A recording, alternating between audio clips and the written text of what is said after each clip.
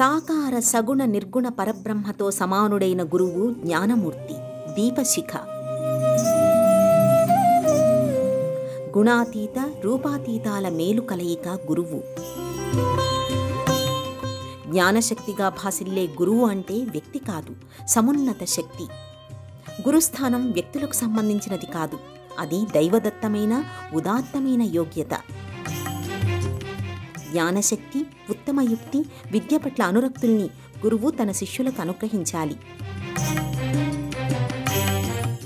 సర్వసమానత్వ భావాన్ని, తరతమ భేదాలు లేని సౌజన్యపూరిత భావజాలాన్ని గురువు పెంపొందించాలి. ఆచార్యం గ్రాహయిత్వా చినోత్యర్థ నాచినోతి బుద్ధిమితివా. తాను స్వయంగా ఆచరించి శిష్యుల చేత ఆ ధర్మాన్ని ఆచరింపచేసే మార్గదర్శి గురువు. అలాంటి గురు పరంపరలో పేరెన్నికగన్న అభ్యుదయవాది, ఖ్యాతిగాంచిన బసవేశ్వరుడు ముందు వరుసలో నిలుస్తారు. పనియే పరమాత్మ స్వరూపం, కాయకమే కైలాసం, శ్రమయే దైవం అని బసవేశ్వరుడు ప్రబోధించారు. సమాజంలోని వ్యవస్థలను, భేదాల్ని, అనేక వివక్షలను బసవన్న వ్యతిరేకించారు. బసవేశ్వరుడి దివ్యస్ఫూర్తితో ఈ 3000 మఠం స్థాపితమయ్యింది. పనియే సాధన అనే బసవేశ్వరుడి సూత్రాన్ని లక్ష్యంగా చేసుకున్న ఆధ్యాత్మిక సన్నిధి 3000 మఠం. నిర్వహించే కర్తవ్యంలో, చేసే పనిలో దైవాన్ని దర్శిస్తే అటు ఆధ్యాత్మిక పురోగతితో పాటుగా లౌకికపరమైన అభ్యున్నతి చేకూరుతుంది అనేది 3000 మఠ సిద్ధాంతం. అందుకే ఈ మఠానికి ఎందరో సేవ నిమిత్తం ఇచ్చేస్తుంటారు. ప్రార్థన చేసే పెదాల కన్నా సాయం చేసే చేతులే మిన్న అనే సూత్రాన్ని అనుసరించి సేవామార్గ సంవిధానం ద్వారా ఆధ్యాత్మిక చింతనను అనుసరించాలనే సంప్రదాయాన్ని 3000 మఠం అనుసరిస్తోంది.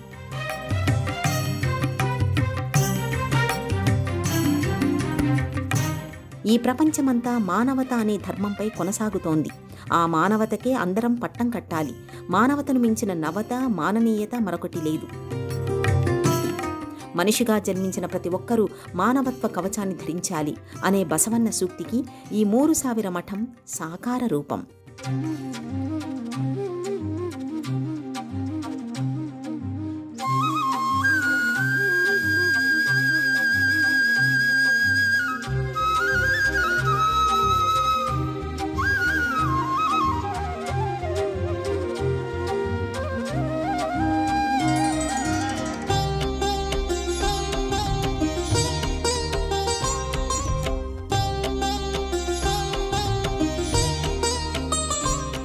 పన్నెండవ శతాబ్దంలో 3000 మఠాన్ని స్థాపించారు. గురు సిద్ధేశ్వర స్వామి ఈ లింగాయత్ మఠాన్ని నెలకొల్పారు.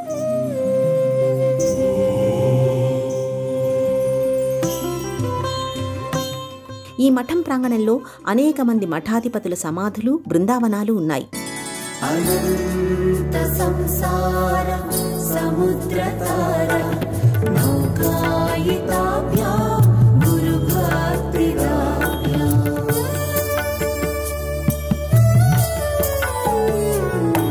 అనంత సంసార సముద్రతార నౌకాయితాభ్యా గురు భక్తిదాభ్యా వైరాగ్య సామ్రాజ్యద పూజనాభ్యా నమో నమః శ్రీ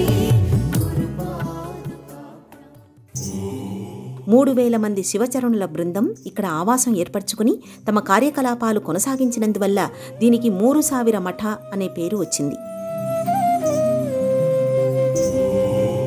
కన్నడలో 3000 అంటే 3000 అని అర్థం. అందుకే ఇది 3000 మఠం అయ్యింది.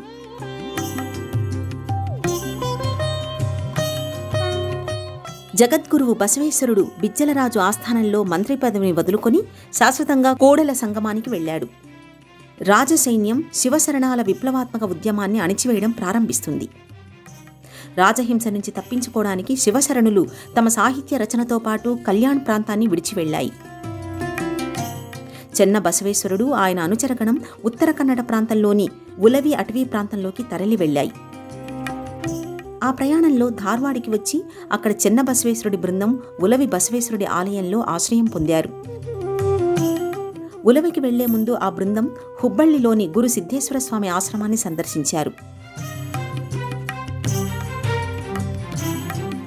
హుబ్లీలోని శ్రీ జగద్గురు మూరుసావిర మఠ విద్యావర్ధక్ సంఘం ఆధ్వర్యంలో మఠ నిత్య నైమిత్తిక వ్యవహారాలు కొనసాగుతున్నాయి.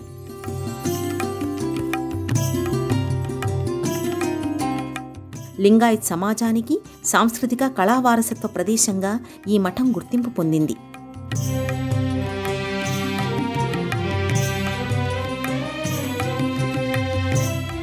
అద్భుత నిర్మాణ శైలి, ఆకర్షించే కట్టడాలు, చుట్టూ పరుచుకున్న పచ్చదనం, ప్రశాంత వాతావరణం, ఘనమైన వారసత్వ సంప్రదాయాలకు మూరుసావిర మఠం చిరునామాగా నిలుస్తోంది. ప్రస్తుతం ఈ మఠానికి గురు రాజయోగేంద్ర స్వామి పీఠాధిపతిగా కొనసాగుతున్నారు.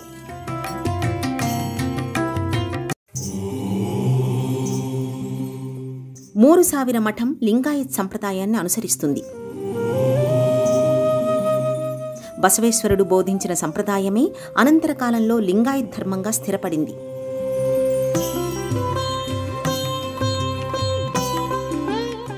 లింగాయత్ కట్టుబాటు ప్రకారం ఇందులో చిన్న పెద్ద అనే తేడా ఉండదు. పుట్టుకతో అందరూ సమానమే. లింగాయత్లలో గురువులే ముఖ్యం. వారికి మఠాలు ఉంటాయి.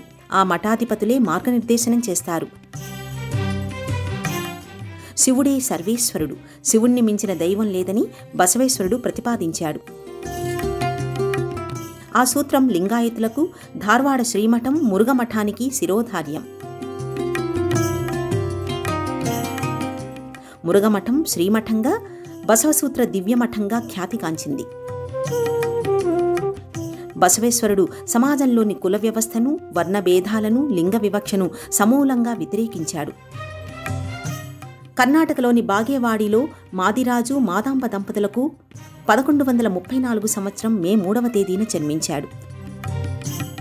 చిన్న వయసులోనే శైవ పురాణ గాథల్ని అవగతం చేసుకున్న బసవಣ್ಣకు కర్మకాండపై విశ్వాసం పోయింది. ఉపనయనాన్ని తిరస్కరించాడు. 12వ శతాబ్దంలో బిజ్జలుడి దగ్గర ప్రధాన అమాత్యుడిగా పదవి పొందాడు. రాజ్యపాలనలో ముఖ్య భూమిక పోషిస్తూనే వచన సాహిత్యంతో ప్రజలందర్నీ అభ్యుదయ పంథాలో ఏకం చేశాడు. ఆయన బోధనలలోని సమతావాదం అందర్నీ ఆకట్టుకుంది. మొత్తం 64 లక్షల వచనాల్ని బసవేశ్వరుడు కూర్చాడు. బసవಣ್ణ తన చేతుల మీదుగా ఒక వర్ణాంతర వివాహాన్ని జరిపించాడు. అయితే అలనాటి సంప్రదాయవాదులకు అది నచ్చలేదు. తీవ్ర వ్యతిరేకతకు దారితీసింది. నూతన దంపతులు హత్యకు గురయ్యారు. ఈ సంఘటన బసవుని హృదయాన్ని ఎంతో కలచివేసింది. అమాత్య పదవిని వదిలి బసవేశ్వరుడు కోడలి సంగమేశ్వరుడి సన్నిధికి చేరి కొంతకాలానికి ఆయనలో సంలీనమయ్యాడు. అలాంటి బసవేశ్వరుడు బోధించిన లింగాయత్ ధర్మం మూరుసావిర మఠానికి ఆధార భూమిక. శివుడంటే ఒక కనిపించని శక్తి అని విగ్రహారాధనను వ్యతిరేకించాడు.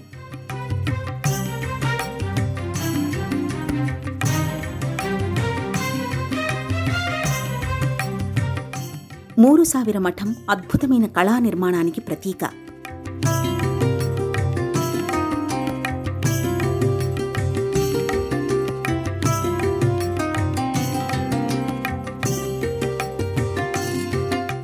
ప్రధాన మందిరంలో గురు సిద్ధేశ్వర స్వామి మహాసమాధి నెలకొని ఉంటుంది. ఈ సమాధి ప్రత్యేకమైన కైవార ప్రదేశంలో దర్శనమిస్తుంది.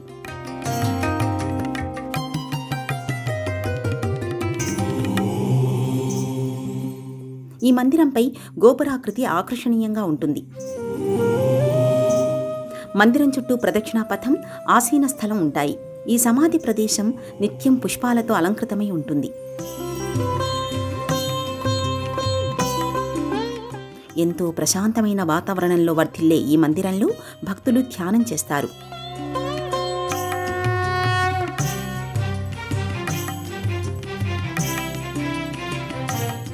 స్వామీజీ భక్తులను, శిష్యుల్ని అనుగ్రహించే బహిరంగ మందిరం పూర్తిగా కళాత్మక శైలిలో ఆకట్టుకుంటుంది. స్వామీజీ రాకముందు మంగళ వాయిద్యాలతో ఆ ప్రదేశానికి స్వాగతం పలుకుతారు. మరో మందిరంలో బసవేశ్వరుడి చిత్రపటం, సింహాసనం నెలకొని ఉంటాయి. పూర్తిగా కలపతో నగిషి చెక్కిన గణపతి విగ్రహాకృతి, ఆ విగ్రహం చుట్టూ శిల్పీకరించిన కళా విన్యాసం అబ్బురపరుస్తుంది. ఈ భవనాన్ని 20వ శతాబ్దంలో నిర్మించారు. గోడలు, స్తంభాలు, గోడలపై అమరిక, కళా విన్యాసాలు పూర్తిగా కొయ్యతో రూపొందించినవి.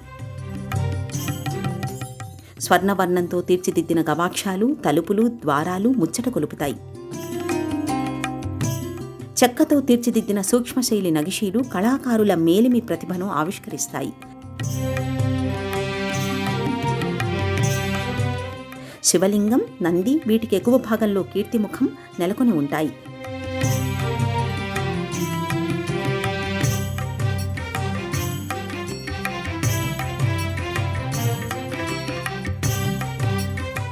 స్తంభాల అగ్రభాగంలో మలిచిన విలక్షణ ఆకృతులు కళాకారుల ప్రతిభా వైదుష్యాన్ని వెల్లడిస్తాయి. మందిర ప్రాంగణంలో గుర్రంపై స్వారీ చేస్తున్న బసవಣ್ణ విగ్రహం ఆకట్టుకుంటుంది. ఈ ప్రాంగణంలో మొత్తం 4 బసవಣ್ణ విగ్రహాలు ఉన్నాయి. ఒక చెయ్యి పైకెత్తి చూపుడు వేలు పైకి చూపుతూ నిలబడి ఉన్న విగ్రహం, ఐక్య మంటపంలో సింహాసనంపై కూర్చున్న విగ్రహం, రాజవస్త్రధారణలో గుర్రంపై స్వారీ చేసే రీతిలో ఉన్న విగ్రహం, ఒక చేతిలో గ్రంథం పట్టుకుని కుడి చేతిని పైకెత్తే రీతిలో ఉన్న విగ్రహాలు ఇక్కడ నెలకొని ఉంటాయి.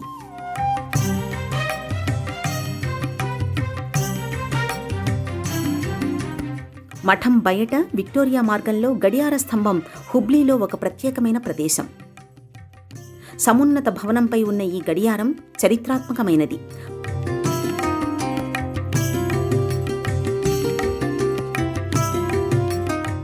ప్రస్తుత పీఠాధిపతి రాజయోగేంద్ర స్వామి మఠం కార్యకలాపాల్ని విశేషంగా విస్తరిస్తున్నారు.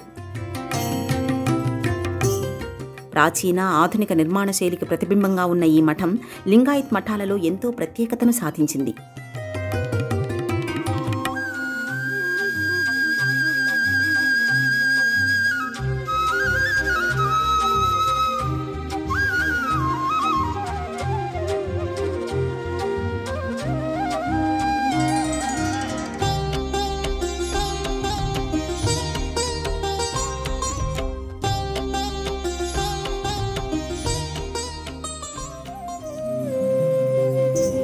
మూరుసావిర మఠానికి ఆర్థిక ఆదాయ వనరుల్ని సమకూర్చడంలో, విద్యార్థులకు వసతి, విద్యా సౌకర్యాలు కల్పించడంలో రాజయోగేంద్ర స్వామి విశేషంగా కృషి చేస్తున్నారు. సమాజ పునర్నిర్మాణంలో బసవేశ్వరుడి సిద్ధాంతాలు కాలదోషం లేనివి. అవి సర్వకాల సర్వావస్థల్లోనూ కరదీపికలుగా భాసిస్తాయి. వాటిని సమన్వయం చేస్తూ ఈ మఠం ముందుకు పురోగమిస్తోంది.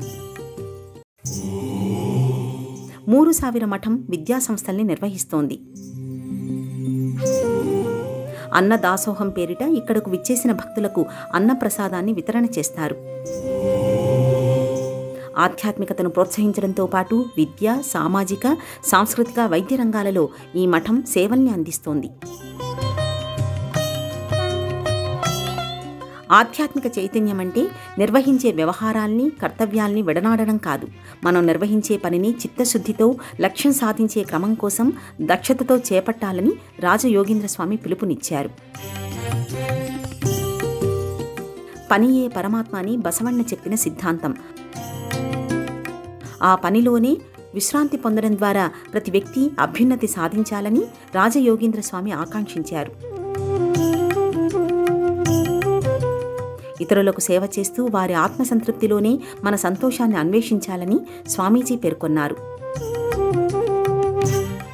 సేవే పరమావధి, విశ్వమానవ శ్రేయస్సే మన విధి కావాలని ఆయన అభిలషిస్తారు. ఈ దేహం దేవాలయమైతే మన హృదయంలో వెలిగే పరంజ్యోతి శివపరమాత్మ. శ్రమయే జీవనానికి పావన సూత్రం అని బసవಣ್ణ చెప్పిన సిద్ధాంతాన్ని అందరూ అనుసరించాలంటారు రాజయోగేంద్ర స్వామి.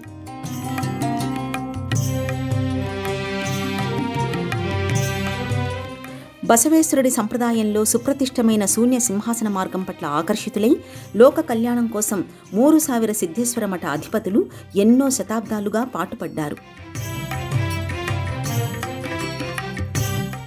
బసవేశ్వరుడు చూపించిన దివ్య మార్గాన్ని అనుసరించి మూరుసావిర మఠ సాధకులు ఈశ్వరుణ్ణి తమ ఆరాధ్య దైవంగా పూజిస్తారు. పీఠానికి ఆధిపత్యం వహించిన స్వామిని శిష్యులు, భక్తులు సాక్షాత్తు ఈశ్వర స్వరూపంగా భావిస్తారు.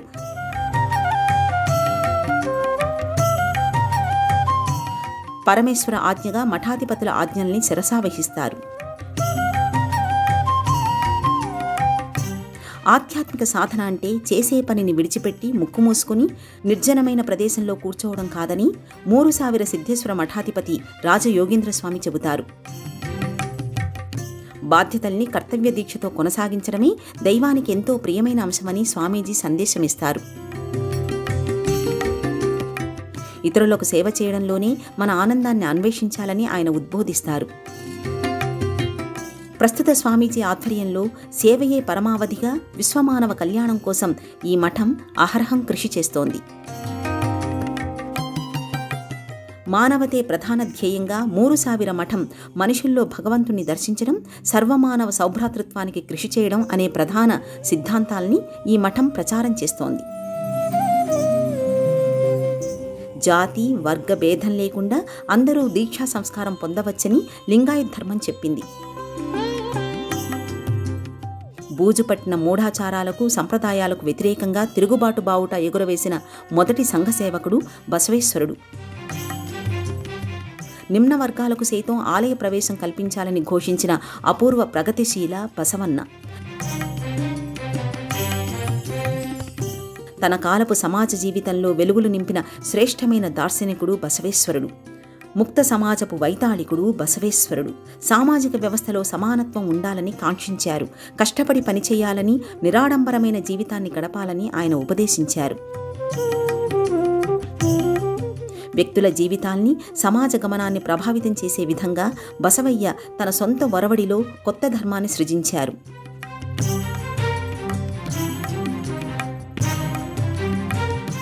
ఆ ధర్మమే మూరుసావిర మఠానికి ప్రాతిపదిక. ఈ దిశగా ఈ మఠం మున్ముందుకు పురోగమిస్తోంది. ఓం శ్రీ గురుభ్యో నమః.